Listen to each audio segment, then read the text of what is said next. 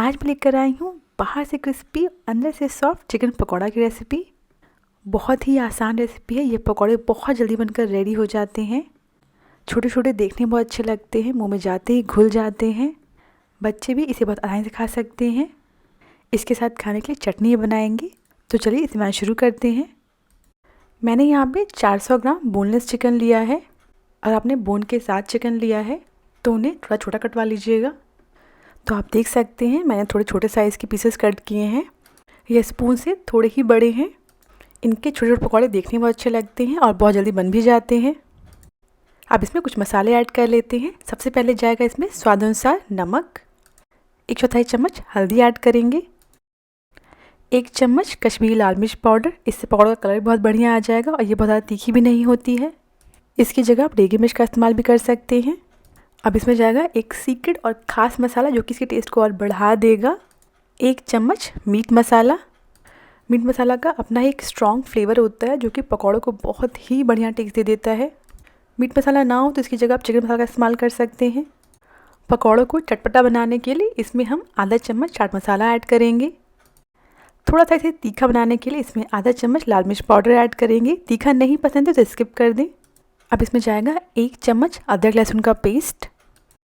पकौड़े बना रहे हैं तो इसमें 2 चम्मच बेसन ऐड करेंगे। पकौड़े क्रिस्पी बने इसलिए हम इसमें 1 चम्मच चावल का आटा ऐड करेंगे। इसकी जगह आप कॉर्नफ्लोर का इस्तेमाल भी कर सकते हैं। और लास्ट में इसमें जाएगा 1 चम्मच नींबू का रस। अब इन सारी चीज़ों को अच्छे से मिक्स कर लेंगे। आप चाहें तो बेसन और चावल के आटे की जगह मैदा और कॉर्नफ्लोर भी ले सकते हैं। मुझे इसमें आटा थोड़ा कम लग रहा है इसलिए मैं इसमें 1 चम्मच चावल का आटा और ऐड कर रही हूँ। और पकौड़े बिल्कुल लाल लाल बने इसके लिए मैं इसमें रेड फूड कलर ऐड कर रही हूँ चुटकी भर। फूड कलर बिल्कुल ऑप्शनल है, आप चाहें तो ऐड करें वरना स्किप कर दें। तो बेसिकली मैंने इसमें 2 चम्मच बेसन और 2 चम्मच चावल का आटे का इस्तेमाल किया है। ऐसा समझ लीजिए कि जो चिकन है इनके ऊपर आटे की हल्की सी कोटिंग हो जाए ताकि फ्राई करते समय ये बाहर से बहुत ही क्रिस्पी बने। सारी चीज़ें बिल्कुल बढ़िया से मिक्स हो गई हैं। अब इन्हें हम कम से कम आधे घंटे के लिए रेस्ट करने के लिए रख देंगे। जितनी ज़्यादा देर मैरिनेट करेंगे ना चिकन उतने ही मसालों को एब्जॉर्ब कर लेता है और चिकन का टेस्ट उतना ज़्यादा बढ़ जाता है। इसे कम से कम 30 मिनट के लिए ज़रूर ढक के रखें। जब तक चिकन मैरिनेट हो रहा है तब तक फटाफट से एक चटनी बना लेते हैं। एक बोल में 7 से 8 सूखी लाल मिर्च ले लेंगे। इनके ऊपर गर्म पानी डाल देंगे और इन्हें गर्म पानी में 15 मिनट के लिए ऐसे ही छोड़ देंगे ताकि जो लाल मिर्च है ना ये अच्छे से सॉफ्ट हो जाए, जिसकी वजह से इन्हें पीसना काफ़ी आसान हो जाएगा और इसकी चटनी बिल्कुल परफेक्ट बनेगी। ये देखिए 15 मिनट बाद लाल मिर्च अच्छे से फूल गई है और सॉफ्ट हो गई है। अब इन सूखी लाल मिर्चों को एक ग्राइंडर जार में ले लेंगे और ये जो पानी बचा है इसे फेंकिएगा नहीं, इसे हम चटनी पीसने के लिए इस्तेमाल करेंगे।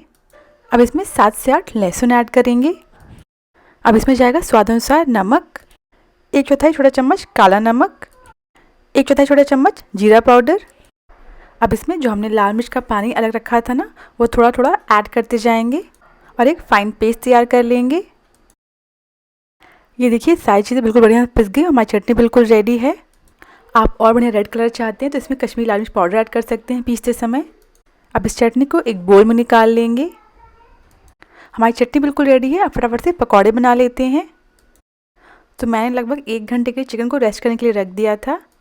अब इस चिकन के पकौड़े बना लेते हैं। ऑयल को हमें मीडियम फ्लेम पर गर्म करना है। ऑयल मीडियम गर्म होना चाहिए। जब हम चिकन के पीस ऑयल में डालेंगे तो इस तरीके से हल्के हल्के बबल्स बनने लगेंगे इसमें से।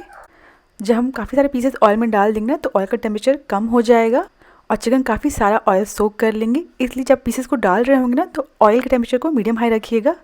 सारे पीसेस डालने के बाद गैस की फ्लेम को मीडियम कर दीजिएगा और 1 मिनट इन्हें बिल्कुल टच नहीं करिएगा। 1 मिनट बाद इन्हें चला लेंगे। अब बस इन्हें अलटते पड़ते हुए तब तक फ्राई करेंगे जब तक यह बाहर से हल्के गोल्डन ब्राउन ना हो जाए। चिकन का कलर गोल्डन ब्राउन हो गया है और यह बाहर से क्रिस्पी भी हो गए हैं। ऑयल से निकालने से पहले एक बार चेक कर लेंगे चिकन पका है या नहीं।